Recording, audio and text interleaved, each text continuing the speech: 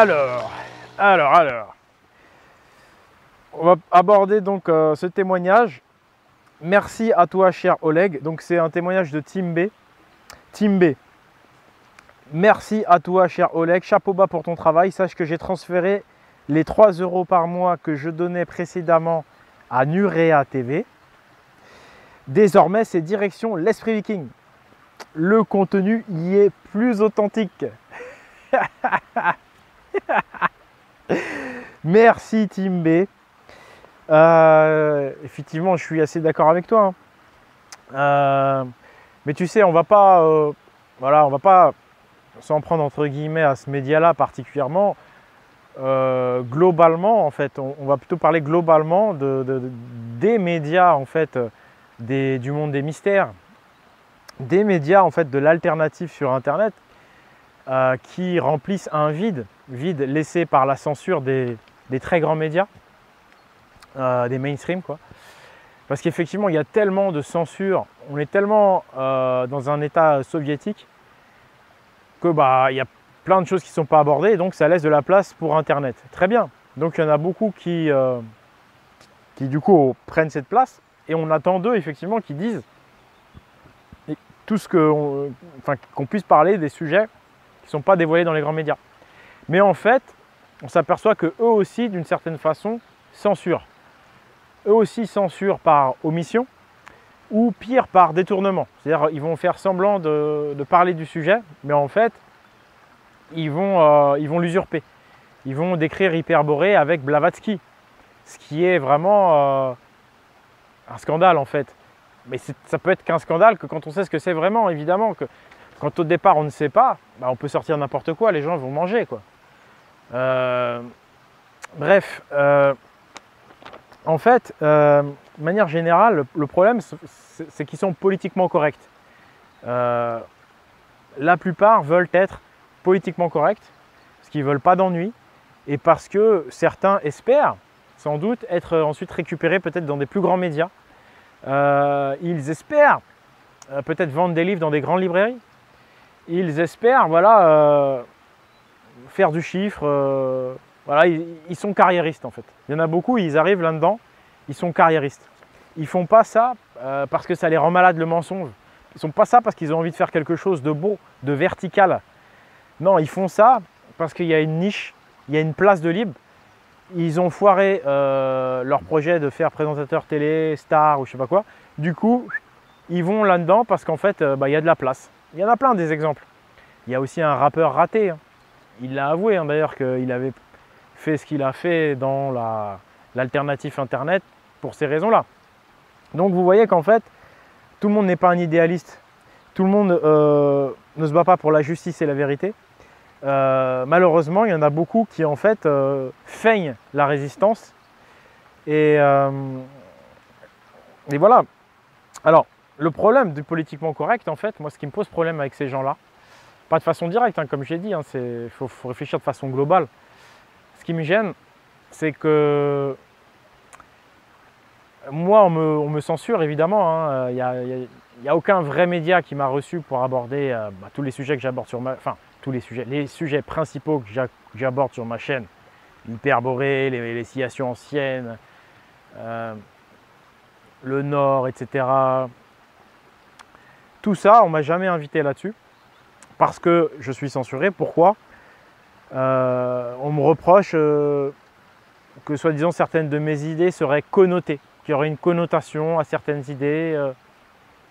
Donc en fait, c'est des suspicions. Mais au final, tout ça pourquoi ? Pour censurer.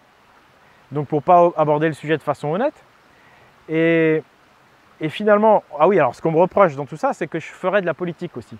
On me dit oui, mais tu fais de la politique parce que regarde dans ton livre, il y a écrit que tu penses que l'Europe ne s'est jamais retrouvée dans cette situation-là, qu'il y a un mélange de cultures, qu'il n'y a jamais eu dans l'histoire autant de peuples différents qui se sont mélangés ici, et tu prétends qu'au bout d'un moment donné, la culture européenne et les Européens vont peut-être être dissous dans cette masse. Ça, effectivement, j'en ai parlé dans mon livre. Mais est-ce que j'en parle dans toutes mes vidéos? Est-ce que non, j'en parle pratiquement jamais. Mais en fait, on se sert de ça pour me dire que je ferai de la politique. Voilà. Alors qu'en fait, je fais qu'observer la situation, hein, je suis désolé. Tout le monde le voit bien, personne ne peut le nier. Donc j'observe la situation, je dis bah voilà, est-ce qu'il n'y aurait pas un lien entre la politique du moment, regardez ce qui se passe, et justement la censure au niveau historique, la censure archéologique. Est-ce qu'on ne voudrait pas nous imposer une histoire, une archéologie qui va dans le sens de la politique du moment? C'est ça que je dis dans mon livre. Parce que je fais le boulot jusqu'au bout, tu vois. Je m'intéresse à l'histoire, à la culture. J'essaie de comprendre le pourquoi de la censure, tu vois. Pourquoi je me fais menacer par appel anonyme, par exemple. Ce n'était qu'un aboutissement, encore une fois, comme je vous l'ai dit. Hein. Ce n'est pas la première fois. Pourquoi on m'enlève tous mes pouces? Bref. Je me pose ces questions-là. Et donc, on me reproche de faire de la politique. Mais ce que je vais répondre à cette personne-là et à ces personnes-là, c'est que moi, je fais beaucoup moins de politique que vous. Parce que vous, en étant politiquement correct, en ne relayant que certaines versions de l'histoire des anciens, de l'histoire des pyramides, en faisant ça, vous faites de la politique en mentant par omission. Oui, parce que vous omettez donc une grosse partie de la vérité. Vous omettez le vrai, donc vous êtes des menteurs par omission. Vous faites donc de la politique. Hein, la politique, c'est du mensonge. Enfin, c'est l'outil principal de la politique, surtout. Donc, vous faites du politiquement correct. Vous êtes dans la politique, pas moi. Et vous êtes beaucoup plus fourbe, puisque vous prétendez ne pas faire de politique. Mais en fait, tout ce que vous faites est politique. Ah bah ça, Oleg, non mais Oleg, il a fait une vidéo avec un tel, l'autre, il est patriote. Non, non, c'est connoté, non, c'est pas bien. Faut arrêter.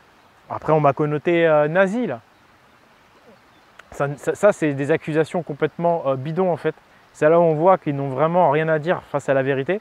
Parce que moi, je suis le premier adversaire du nazisme. Hein. Je vous le rappelle, regardez la vidéo que j'ai faite sur le nazisme. Quand vous apercevez de ce que c'est que le nazisme, c'est la chose la plus infâme au monde. Mais encore plus infâme que ce que vous regardez sur TF1.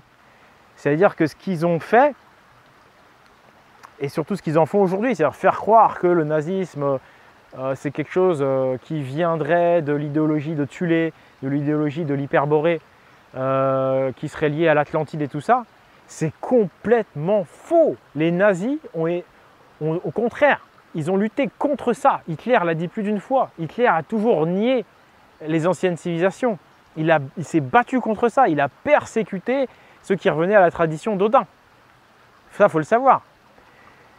Ils ont récupéré certains symboles pour récupérer, entre guillemets, l'attention et pour salir le truc, mais ils n'ont jamais appliqué les principes. C'est exactement comme l'Empire romain qui récupère le Christ pour en faire tout l'inverse, pour faire tout l'inverse de ce qu'il avait dit. Bref, ça c'est vrai que c'est malheureux. Bon, ça prouve bien que ces gens, c'est eux qui font de la politique.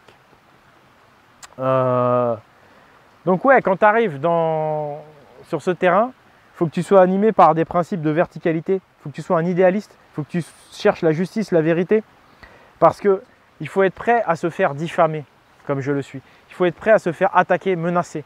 Et la plupart de ces médias ne sont pas prêts à ça, ils n'ont pas de courage. Le test du courage vient quand tu es du côté de la minorité, tu vois, quand tu es plus faible, présumé plus faible. Tu vois, et eux, ils arrivent là, quand ils voient qu'ils sont en difficulté, ils n'ont pas de courage, ces gens-là. C'est des gens, en fait, finalement, ça devient des ennemis. Parce qu'en fait, ils vont du camp du système, ils vont du camp des censeurs en racontant ce que le système veut bien. Donc, ce sont des faux amis. Et ça, c'est vraiment tragique. Voilà. Il y en a qui font du bon boulot, je ne dis pas, attention, tout le monde doit apporter sa pierre. On ne peut pas être parfait. Mais après, il faut bien comprendre que si tu es vraiment dans une résistance, il y a plein de choses auxquelles il faut renoncer. Moi, par exemple, je renonce, dès le départ, j'ai renoncé à mettre des livres en grande librairie. Donc voilà, le grand danger, mes amis, maintenant, c'est que dans ces médias alternatifs Internet, en fait, ils font... c'est graduel. Il y a les médias ultra censure, ensuite, ça censure un peu moins. Et moi, je suis en dessous. Je suis authentique à 100%, donc je suis blacklisté de partout. Je ne vous dis même pas ce qu'on m'a fait encore récemment, j'ai encore été trahi. Donc devant tout ça, c'est difficile de trouver des gens avec qui faire des choses. Combien de gens m'ont tourné le dos. Et là encore une fois, j'ai été même doublement trahi en fait. Je m'en fous, c'est une médaille. C'est une médaille parce que quand je vois ces gens comme ils sont petits, comment eux leur vie s'arrête à leur petit intérêt personnel, à leur petite réputation en public. Moi j'en ai rien à foutre, vous pouvez me diffamer autant que vous voulez, j'en ai rien à foutre de mon image publique, excusez-moi pour la vulgarité, parce qu'au fond de moi, je suis tranquille, je dors comme un loir. Parce que je sais que, effectivement, il existe autre chose après cette vie, tu vois. Exactement comme il y avait autre chose avant le cataclysme et avant la civilisation hébraïco-romaine. Exactement comme il y aura autre chose après. Je sais qu'il n'y a pas de fin, qu'il y a un éternel retour. Et je sais que le vrai juge, ce sont les divinités, la divinité. Hein, ce qui est au fond là. Ce que je vous invite à retrouver en vous, le goût du vrai. Vous en foutez après ce que les gens y disent. Vous êtes dans le vrai, vous êtes droit. Donc moi, finalement, ça m'énerve même pas tant que ça en fait. Sur le coup, je suis déçu, puis après, je me dis, c'est des petites personnes, c'est tout. Mais pas forcément, ça peut être des personnes aussi qui peuvent aussi, peut-être qui vont changer ces personnes-là, je sais pas. Peut-être qu'ils vont comprendre, peut-être qu'il y a des choses qu'ils n'ont pas compris non plus. Hein.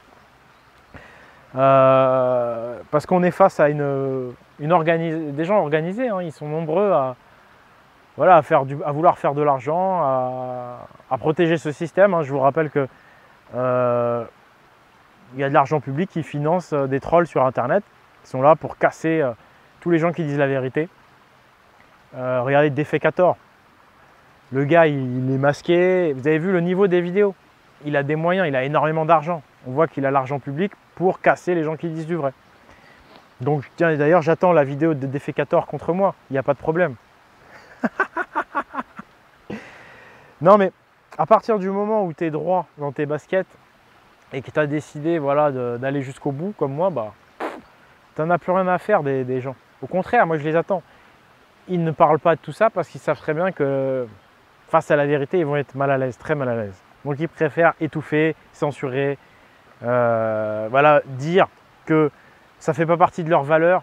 Donc soi-disant que, hein, c'est ce que m'a dit Nura TV, oui mais Oleg, ce qu'il dit, il y a des trucs qu'il dit, ça ne fait pas partie de mes valeurs.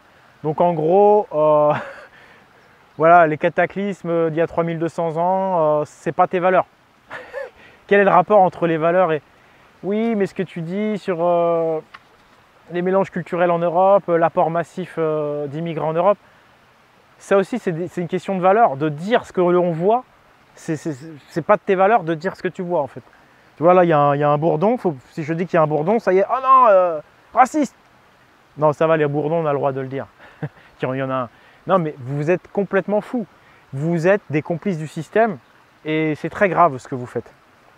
C'est très grave parce que ça va mener à une terrible dictature.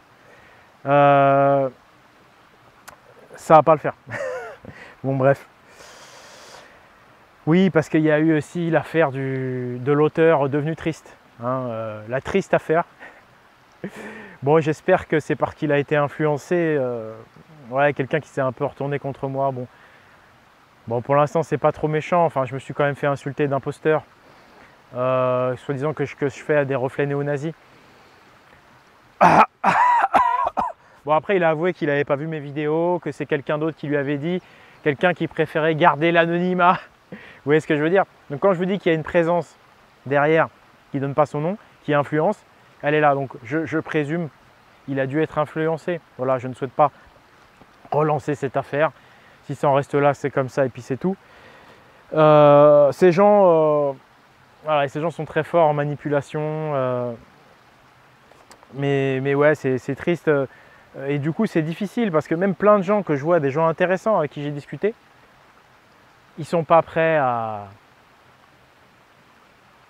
vraiment aller au combat, vous voyez. Alors, ils veulent bien que je leur fasse de la publicité, mais sans les inconvénients, vous voyez. Ils voudraient que je leur fasse de la pub, mais sans m'afficher en retour un soutien, vous voyez. Pourtant, en privé, ils sont d'accord avec moi. Mais vous voyez, ils ne sont pas prêts à faire les sacrifices que ça implique, c'est-à-dire être dérangés, voilà, prendre des risques. Ça, ils ne sont pas prêts à le faire. Donc moi, c'est pour ça que j'ai du mal à trouver des gens à relayer. Je trouve des trucs bien, j'ai trouvé là quelques auteurs intéressants. Mais pourquoi les relayer si après c'est pour qu'ils se retournent contre moi?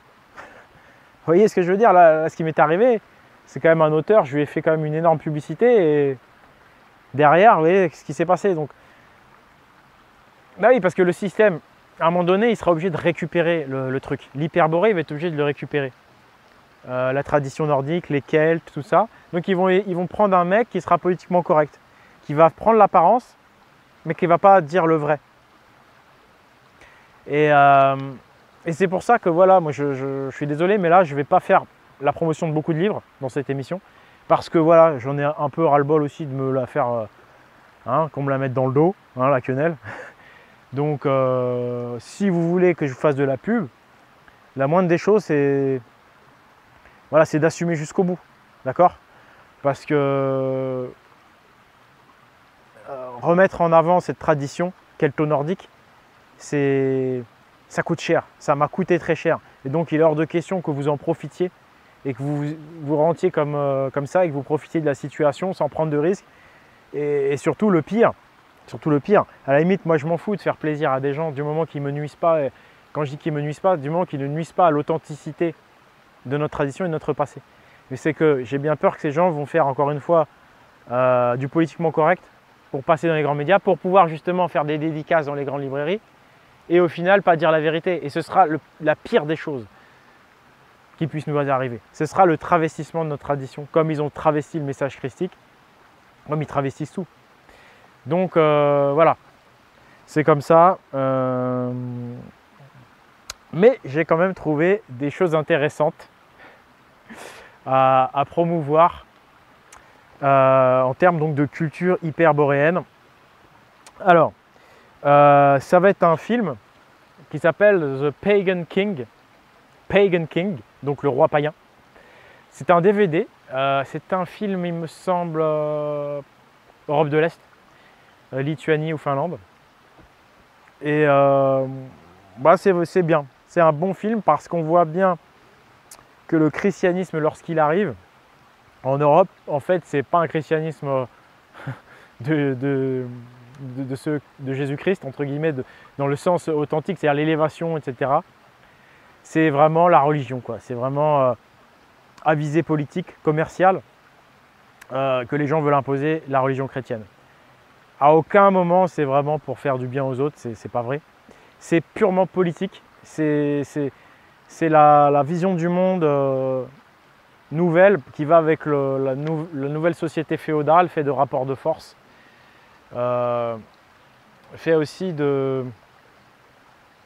destruction des pouvoirs locaux pour un pouvoir central impérial. Et en quelque sorte, c'est un peu le nouvel ordre mondial numéro 1 qui arrive avec le catholicisme en Europe, puisque on a un pouvoir supranational qui va supplanter tous les pouvoirs locaux, qui va changer beaucoup de lois, exproprier beaucoup de paysans, exproprier le servage, etc. Bon, on ne va pas refaire l'histoire, j'en ai déjà parlé, j'en reparlerai de toute façon. Mais ce film, Pagan King, du coup, est dans le ton parce qu'on s'aperçoit de ces choses-là. Il est respectueux de la tradition païenne. Ouais, c'est un bon film. Donc celui-là, je le conseille. The Pagan King, disponible, je crois, en DVD. Ensuite, je vais parler de livres. Donc, comme je vous l'ai dit, difficile de trouver des bons livres. Il y a des bons livres aussi anciens, mais ils sont hors de prix. Donc, j'essaye de les rééditer, mais comme les droits sont souvent conservés par des gens, on ne sait pas qui c'est, impossible de rééditer. Il y a un livre à 300 € là qui est excellent. L'auteur ne veut pas. L'auteur me dit je vais le rééditer. Ça fait 1 an qu'il me dit ça. Il n'y a toujours rien. Moi, quand je veux éditer un truc, dans les 3 mois, 6 mois, il est fait. Du coup, justement, voilà le livre que je vais conseiller. Et ce sera aussi pour marquer le coup, voilà, par rapport à tous ces gens avec qui j'ai discuté. Je regarde personne en particulier, il y en a eu vraiment plusieurs, mais qui ne sont pas prêts à prendre des risques. Ça me déçoit beaucoup. Qui ne sont pas prêts à s'afficher avec moi. Tant pis, je ne ferai pas la promotion de votre livre. En plus, bien souvent, ils sont très chers. Ils sont pas forcément de qualité. Et vous ne voulez pas prendre les risques. Vous apportez des bonnes infos, mais en même temps, par rapport au livre de Spanout, c'est très faible. parce que les fondamentaux ne sont pas là bien souvent, même si vous apportez des choses. Les marqueurs, l'hyperborée authentique, le nord authentique, la civilisation occidentale authentique, le dernier cataclysme, le linéarisme, comprendre qu'il y a eu d'autres, enfin contre le linéarisme justement, donc c'est-à-dire rentrer dans l'idée cyclique des anciennes civilisations. Tous ces trucs-là, ils sont pas prêts à le faire, vous voyez. Donc c'est pas la peine. À bon entendeur, salut, hein, j'espère que ça évoluera. On verra. Mais de toute façon, quelque part, ça tombe bien, puisqu'effectivement, ce livre de Jürgen Spanut n'a jamais été diffusé à sa juste valeur, promu à sa juste valeur, pour les raisons évidentes. Hein, voilà, que les maîtres du système commercial et médiatique, on sait quelle est leur idéologie, on sait quelle est leur référence, hein, hébraïco-romaine. Il y a une sorte de suprémacisme hein, de la civilisation hébraïco-romaine en fait. Hein. L'orientalisme et le linéarisme. Ce sont leurs dogmes qui éclatent avec le livre de Jürgen Spanut. Et donc ça tombe bien. Bah, moi je vais vous conseiller de vraiment, si vous n'avez jamais lu de livre, bah, commencez par celui-là. C'est juste un livre énorme. C'est énorme. Une fois qu'on l'a lu, il faut encore un peu de temps pour comprendre tout ce que ça va changer dans notre vision du monde, dans notre vision de l'histoire. C'est pour ça qu'on va faire des vidéos pour débroussailler tout ça. Vous allez voir, avec le temps, vous allez dire oh, mais c'est dingue en fait ce que ça veut dire tout ça, quoi. Ce que ça implique, ça donne des ouvertures fabuleuses. On éclate enfin le verrou de la matrice de mensonges dans laquelle on est né. Et qu'on soit un athée consumériste qui croit à rien ou un religieux, dans les deux cas, on éclate la matrice. Donc voilà, bah je vous conseille ce livre, hein, que vous trouvez bien sûr aux éditions L'Esprit Viking. Ensuite, on va passer aux questions-réponses.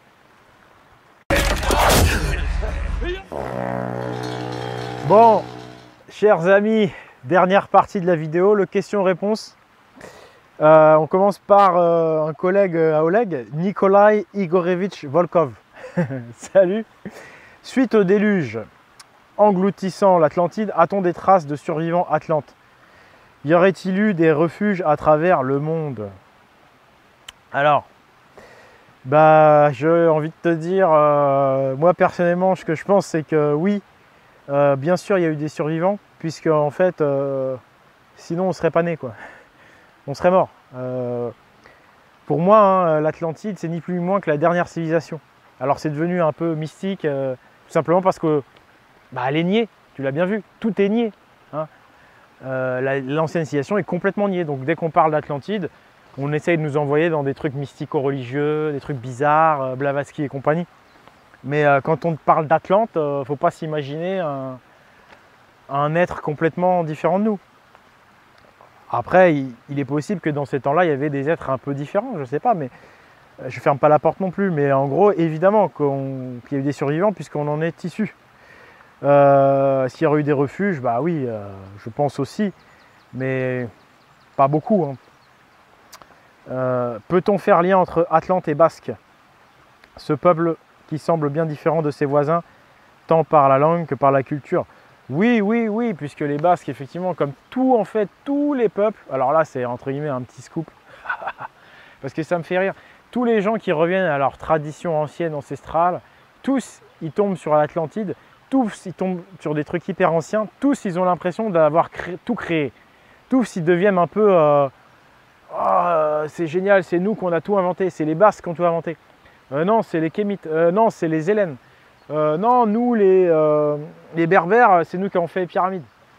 Chers amis, d'où que vous soyez, enfin, presque, mais de beaucoup d'endroits, si vous cherchez dans vos racines, vous allez avoir l'impression que c'est votre peuple qui a tout créé, tout simplement parce que le peuple atlanto-boréen avait une culture, comment dire, une certaine culture, quoi, assez proche les unes des autres. Donc, c'est une grande confédération. Avec, paraît-il, à un moment donné, une langue commune. Bon, on verra. Hein. Donc, effectivement, si tu reviens au vieux basque, tu vas te rapprocher de la langue originelle. Tu vas trouver les écritures symboliques Bah, les Basques, ils ont un truc qui ressemble aux svastikas, hein, je veux pas dire, mais là, tu as un gros indice. Hein. Donc oui, oui, il y a un lien évident. Mais carrément, le basque, la langue basque, très intéressant à étudier. Alors ensuite, il me parle du pèlerinage de Saint-Jacques de Compostelle. Y aurait-il un rapprochement à faire? Car le pèlerinage de Saint-Jacques de Compostelle a plein de symboles relatifs à la mer. Coquille Saint-Jacques, patte d'oie. Et la patte d'oie, effectivement, ça ressemble un petit peu à Algise. Vous savez, Algise, hein, c'est... Bon, je la fais mal, hein, mais c'est la rune qui fait ça, vous voyez.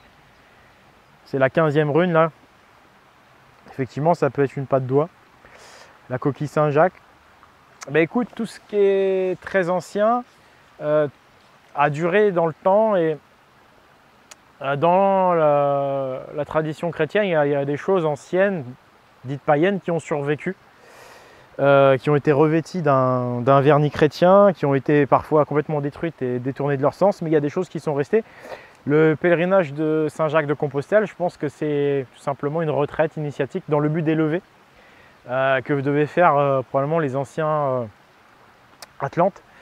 Donc c'est probable, c'est une bonne remarque. Merci Nicolai. Alors, on va passer à la question d'Hervé Lonsle. Que sais-tu à propos de Deivos, la divinité primordiale des peuples européens? Et peux-tu confirmer ou infirmer que Zeus, Wotan, etc. sont des versions locales de cette divinité? Alors je dirais oui et non. Pas nécessairement local. Je dirais que, tu sais, il nous reste des mots avec donc des lettres dont en fait la prononciation n'est pas toujours sûre. En fait, Zeus c'est avec un Z, mais ça se dit Zeus, Zeus. Tu vois? Donc Zeus, Tust. Tu vois, Tust, Tiwas, Tiwas. C'est proche en fait.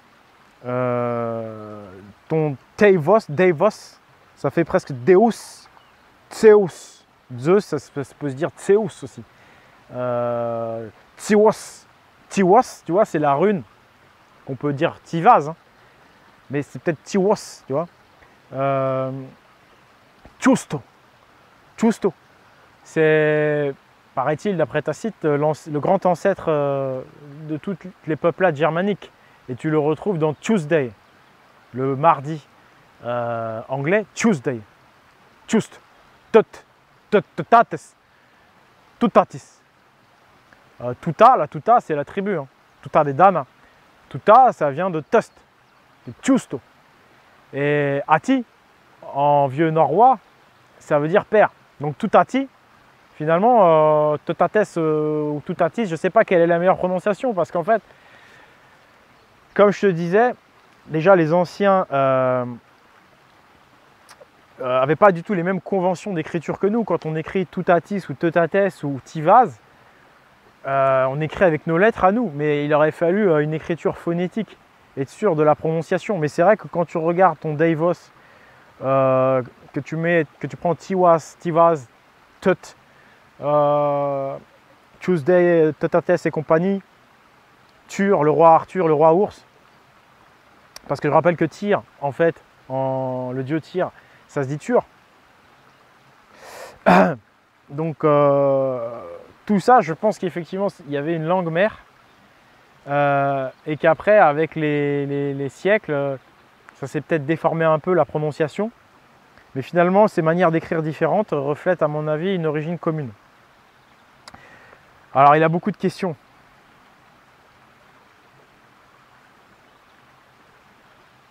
Ouais. Alors là, je vais faire une synthèse de sa question. Quel est le lien avec le christianisme authentique? Donc c'est bien de voir la nuance. Gnostique, très bien. Il cite les cathares, bien. Il parle du Christos, du Christ. Moi, je te dirais le cristal. Cristal chimique. Christ alchimique, l'alchimie. Cristal agal. Et je te dirais tout de suite, je te renvoie sur le chrisme solaire. Regarde le chrisme solaire et ensuite regarde la rune agal dans sa forme originelle. J'ai fait un article là-dessus sur pagans.eu, va voir, ça va te renseigner. La vidéo sur Jésus, j'en parle aussi un peu à la fin. évidemment, il y a la tradition hyperboréenne au départ, issue de l'Atlantide, qui d'année en année est de plus en plus dissimulée, masquée, parce qu'elle mène à l'émancipation de l'être, parce qu'elle enseigne la liberté, parce qu'elle refuse de mettre en esclavage les autres, parce qu'elle sait que si tu commences à rentrer dans cette logique de vouloir dominer les autres, tu vas finalement te retrouver en esclavage. Ça, c'est ce qu'on peut lire dans les vieux textes frisons. On disait les enfants de Freya, ils sont combattus parce qu'ils enseignent à tous les peuples de la terre de ne pas mettre les autres en esclavage, de ne pas devenir feignant et de travailler. Parce que si tu commences à vouloir mettre les autres en esclavage, c'est toi qui vas finir esclave. Et c'est pour ça que la tradition des enfants de Freya, qui est la tradition en fait kelto-nordique, hyperboréenne, elle a été combattue. La tradition christique est une sorte de réforme de cette tradition, masquée, un peu déguisée, justement pour pouvoir survivre au fond de tout ça. On a vu ce qu'il en reste, hein. Pas grand-chose malheureusement. Mais bon, pour ceux qui ont des yeux pour voir aujourd'hui, il y a possibilité d'étudier ça. Le bouddhisme, c'est pareil. Tout ça, c'est le but d'élever l'être. Et tout ça, c'est lié à la tradition primordiale qui vient effectivement des régions plutôt nordiques. Toujours pour ce rappel finalement à l'ancienne civilisation qui n'a pas démarré en Méditerranée. Tu vois, pour nous ouvrir au-delà de ce cycle civilisationnel, pour nous ouvrir à l'ouverture d'esprit des autres civilisations qu'il y a eu et qu'il y aura donc.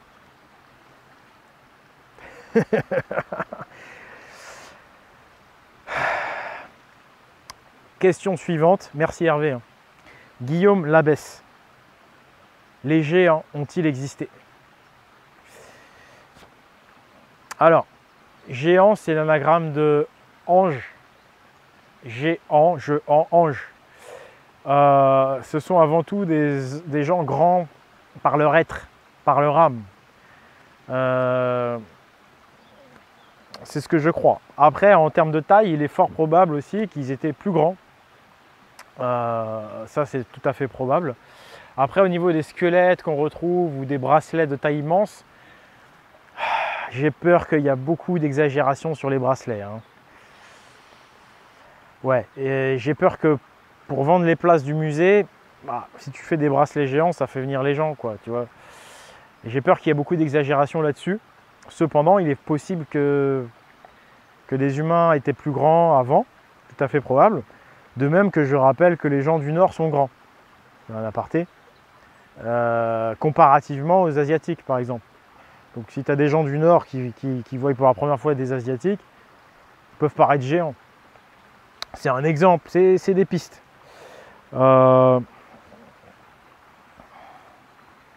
Oui, apparemment on a découvert des squelettes de géants, mais c'est pareil, je ne saurais pas te dire si c'est des vrais ou des faux. Moi je me méfie de tout ce qui est un peu sensationnel. Mais c'est très probable que, oui, peut-être que certains êtres humains étaient plus grands avant et qui se seraient mélangés dans la population, qui fait qu'aujourd'hui, il n'y a plus de ces géants. Mais que de temps en temps, on retrouve ponctuellement un géant, ça arrive encore, 2,40 m, 2,50 m. C'est probable, tu vois, c'est probable.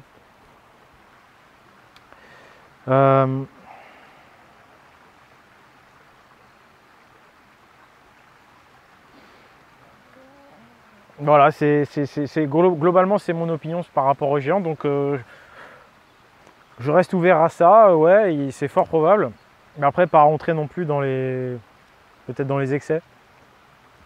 Mais pour moi, les géants, c'est avant tout voilà, les anges, les gens qui ont été capables de construire des civilisations, de gens qui sont restés dans les mémoires par leurs actes, tu vois.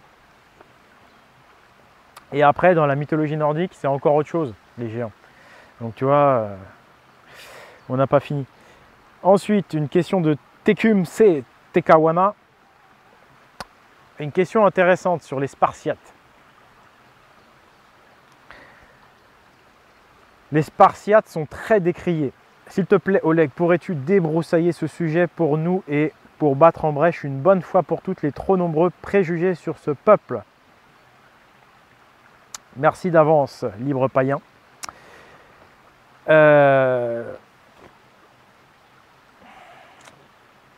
Effectivement, on va retrouver cette logique.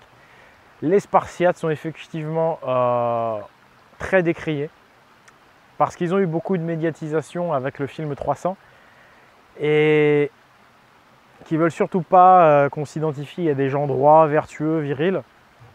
Donc il y a une opération tout à fait honteuse de diffamation et de calomnie, pour changer, qui a été lancée contre eux en les traitant d'homosexuels, de partouzeurs, de dire que le maître spartiate couchait avec l'élève. Tout ça, c'est honteux. C'est pour ça qu'on est dans un monde pourri, vous comprenez? C'est parce qu'on a des gens qui sont capables de faire ça.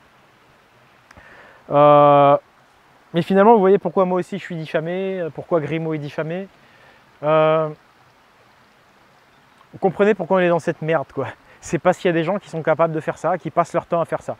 Donc les Spartiates n'étaient pas homosexuels. Tout ça, c'est de la diffamation, exactement comme les sacrifices humains des païens. C'est complètement faux. On nous a collé ça sur le dos. Nous, on pourrait très bien inventer que les sacrifices humains étaient faits dans des églises il y a 1000 ans, par exemple. On pourrait très bien inventer cette histoire. À partir du moment où vous êtes au pouvoir, c'est vous qui gérez l'éducation nationale. Ensuite, si vous êtes dans les... Vous montez au niveau argent, vous contrôlez les librairies, les maisons d'édition, vous diffusez ce que vous voulez au grand public. Et puis vous pouvez décider sur 30 ans, vous faites un plan sur 30 ans, vous dites voilà, petit à petit, ces livres-là, on va les virer. Et on va raconter autre chose. On va raconter qu'il y avait des sacrifices dans les églises. Et voilà comment peut-être dans 80 ans, on aurait pu faire croire à tout le monde que les chrétiens sacrifiaient des humains. Voilà. C'est comme ça. Donc les Spartiates, excellents en plus, parce que si tu as bien lu le livre de Jürgen Spanut, hein, bah, tu as dû apprendre des nouvelles extraordinaires à propos des Spartiates, quoi. Donc je laisse un peu le suspense. Les Spartiates, c'est... Et là, tu vas comprendre encore plus pourquoi effectivement ils ont été calomniés. Pourquoi Hyperborée est ignoré, puis ensuite on fait croire que c'est Blavatsky et compagnie. Tout ça, c'est lié. Les Spartiates aussi sont diffamés. Tout ça, c'est lié. Les Vikings, c'est lié. Les Gaulois, c'est lié. Tout ça, c'est ce qui est issu des valeurs du monde traditionnel, tout simplement. Et tout ça va se relier magnifiquement. Vous allez le voir dans ce que vous pouvez déjà voir dans le livre. Et de ce que je ferai sans doute des vidéos plus tard, quand j'aurai le temps. Mais ouais, les Spartiates, c'est du lourd, mon gars. Les symboles qu'ils ont sont très très parlants, quoi. On va le voir. Bastien MRL Aïda. Je ne sais pas si tu en as parlé, mais as-tu vu le cromlech retrouvé il y a peu à Uzes, dans le sud de la France? Il paraît qu'il est gigantesque.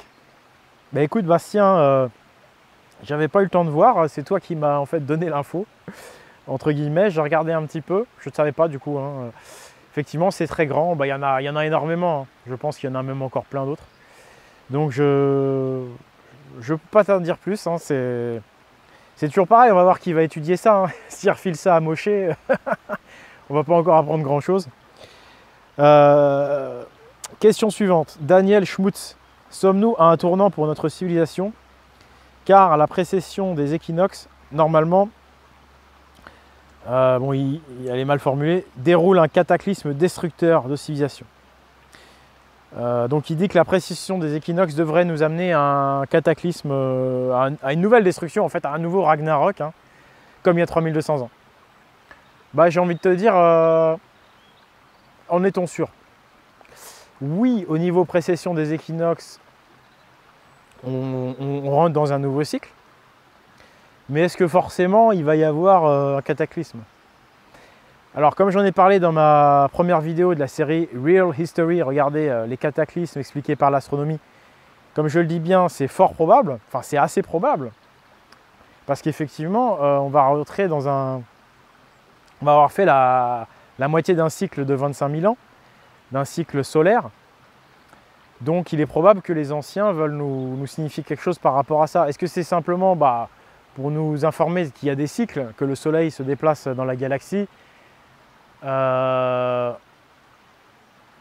est-ce que c'est pour nous signaler qu'il va y avoir un cataclysme? En tous les cas, il est clair que la précession des équinoxes c'est une donnée fondamentale et qu'effectivement, il y a fort à parier qu'il y a des variations au niveau éthérique, au niveau des énergies cosmiques.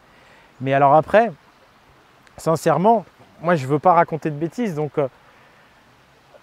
il est probable, beaucoup disent que oui, du coup il va se passer quelque chose. Mais en fait, pour l'instant, on n'a pas ce qu'a fourni Jürgen Spanout. On n'a pas les preuves tangibles et concrètes, tu vois. Jürgen, lui, il a tout montré, tu vois. Les volcans qui ont explosé, les tremblements de terre, la sécheresse d'il y a 3000 ans, les incendies, là, ils ont étudié les marais, tout ça, les textes sacrés. Il y a des preuves tangibles, tu vois. Tu ne peux pas contredire, c'est clair, c'est net. Que là, on est encore un peu dans le domaine de la spéculation. Mais effectivement, j'en ai parlé donc dans cette vidéo. Arrivant à l'ère du Verseau, je le dis dans mon livre, il est fort probable qu'il va se passer quelque chose. Ça se trouve, c'est peut-être juste un changement de cycle, comme il y a un changement de mois. Hein. Tu vois, quand tu passes du mois de mars au mois d'avril, ça change un peu, mais il n'y a pas de cataclysme. Tu vois, quand tu passes d'une année à l'autre, peut-être qu'il va... Je sais pas, tu vois, on ne sait pas. Je ne sais pas tout, mais c'est à étudier parce qu'effectivement, le Soleil se déplace dans la galaxie, donc on va passer dans une zone galactique qui est différente, quoi. Donc, comme les changements de saison, on peut suggérer peut-être des changements au niveau des énergies. C'est probable, c'est peut-être pour ça aussi qu'il y a des gens qui s'élèvent un peu au niveau spirituel. Peut-être que ça vibre différemment, peut-être que c'est pour ça qu'on est mieux. Et puis en contrepartie, tu as peut-être des gens qui du coup, tellement enfermés dans la consommation, le matérialisme, l'individualisme, n'arrivent pas à monter, ce qui pourrait expliquer des ruptures d'anévrisme, des cancers. Parce que peut-être qu'effectivement, au niveau vibratoire, seuls les gens qui vont rester droits, qui vont être dans la justice et dans la vérité, vont pouvoir rester en bonne santé. Et peut-être qu'il y a beaucoup de gens qui vont, je sais pas, tu vois, on pourrait partir sur des discussions. Mais c'est intéressant. Alors ensuite, avant-dernière question, Eder Asseni. Bonjour Oleg, moi je cherche des infos sur la Belgique celtique. Par exemple, d'où vient le nom Wallonie? Y a-t-il un rapport avec le pays de Galles? Galles, Land of Wales, Wales avec un W, qui pourrait se dire Wales, mais ça se dit Wales, c'est de l'anglais. Wal, Vallon, Val. Bah, comme j'ai expliqué dans une vidéo qui est la première vidéo de la pilule verte 0, regarde, et j'en parle dans mon livre, hein, Les Hyperboréens face à l'Empire. Effectivement, c'est là où on voit la racine commune d'une langue mère et que les autres langues se sont articulées en fonction de cette langue mère. Wallonie, les Wallons en Belgique, ça vient de Val. Moi j'aime beaucoup prendre l'allemand comme référence. Val en allemand c'est mur de pierre, rempart. Galles, galets en français c'est pareil, c'est des pierres. Et c'est les galets, c'est ce qu'on retrouve le long des digues, ce qui permet de faire des digues le long de la mer. Et donc c'est des digues de galets, c'est des murs de pierre. Les digues de galets, encore une fois. Donc tu vois que c'est très proche. Et donc Val en allemand a donné wall en anglais, puisque le W, on change la prononciation en anglais. Et que tu arrives effectivement Wales, pays de Galles. De Val et de Vallon, on est en langue latine avec Vallon. Mais en fait, il y a quelque chose d'anglo-saxon. Parce qu'en fait, pour passer à la langue latine qu'est le français, le W va devenir un G. Tu arrives à Galles, gallois, gaulois, qui vient effectivement de Val. Et pour confirmer ce passage du W au G, que vous allez faire très souvent, vous allez le voir, hein, passer de l'anglais au français. En anglais, William, ça devient Guillaume. Voilà. Donc William devient Guillaume, Wall devient Galles, Vallon devient Gaulois. Alors les amis, j'ai été trahi, encore une fois, par ma batterie. Vous voyez, décidément. Donc je termine un petit peu à l'arrache. Donc pour finir de répondre à ta question, Eder, la Belgique celtique, oui, donc les Wallons sont liés aux Gaulois, mais également aux Galiléens, à la Galicie, aux Galates. On peut même aller plus loin, parce que comme tu sais, ça vient donc de Val, hein, qui veut dire mur de pierre, et qu'une digue, en fait, c'est un rempart de pierre, c'est une hague de galets. Et là, on a une superbe analogie encore à faire, une belle métaphore. Une hague de galets, ça fait penser à la rune à Galles aussi. Donc je ne vais pas te livrer tous les secrets, c'est aussi à toi de travailler, entre guillemets, de t'amuser à trouver. Mais il y a d'autres grilles de lecture là-dedans, c'est très riche. Mais sache que les gens de Galles, effectivement, c'est leur repère hein, entre la Bretagne et la Suède, hein, toute cette côte-là, et de l'autre côté, en Grande-Bretagne, c'est vraiment le pays des gens de Galles qui se sont exportés, comme tu peux le voir aussi avec les Galates, la Galicie, les Galiléens hein, qui sont plus loin, eux. C'est très joli à voir. Tu veux plus de détails, je te conseille mon livre « Les Hyperboréens face à l'Empire ». Et puis, je vais te donner un autre trésor qui nous a été donné par Jürgen Spanut par rapport à Val, cette racine Val qui devient Galles, bref. C'est les Valbourg. Qu'est-ce qu'un Valbourg? En fait, Stonehenge, c'est un Valbourg. Ce sont en fait ces cercles de pierre mégalithiques, mais qui sont des cercles concentriques. Et donc, c'est un petit peu des labyrinthes, si tu veux. Donc, certains ont même pris le nom... Enfin, on peut aussi, au lieu de dire Valbourg, on peut dire Troyabourg. Voilà. Et donc, ça permet d'enchaîner sur de faire la transition sur la dernière question, qui nous est posée par Jean-Denis Beaupré. Bonjour Jean-Denis. J'aimerais savoir ce qu'est le site de Göbekli Tepe en Turquie. Faisait-elle partie de l'Hyperborée? Alors, Göbekli Tepe en Turquie, mon cher Jean-Denis, c'est un Valbourg, justement. C'est un Valbourg, tu vois. Donc, hyper intéressant. Pareil, tu vas voir, c'est des cercles concentriques. Comme je dis, il y en a plein dans le nord de l'Europe. Le plus célèbre est Stonehenge.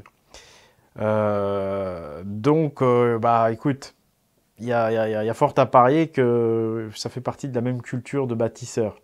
C'est clair. Et pourtant, effectivement, là, on est en Turquie. Donc, tu vois que ça s'exporte et ça s'est exporté tout cela. Mes amis, je vous remercie de m'avoir suivi. N'hésitez pas à me soutenir sur Tipeee. N'hésitez pas éventuellement, si vous voulez discuter avec des gens qui veulent discuter de ça, à nous rejoindre sur le Discord de la communauté Pagan. Il y a également le groupe Facebook Pagan Communauté, la page Facebook, bien sûr, Pagan Hyperboréen. J'espère celle-là, c'est le b.a.-ba que vous êtes abonné à cette page. C'est là où vous pouvez justement poser vos questions. Si vous découvrez, abonnez-vous, n'oubliez pas. N'hésitez pas à partager, à diffuser le message. Merci beaucoup à tous. Voilà, je vous fais la bise et je vous dis à une prochaine fois par Odin. Where do they come from, these pagans? I have never in my life seen men fight as these Northmen fight. Believe me, there's something devilish in the way they look, in their lack of fear in the face of death. Are these pagans not men like we are? Pagans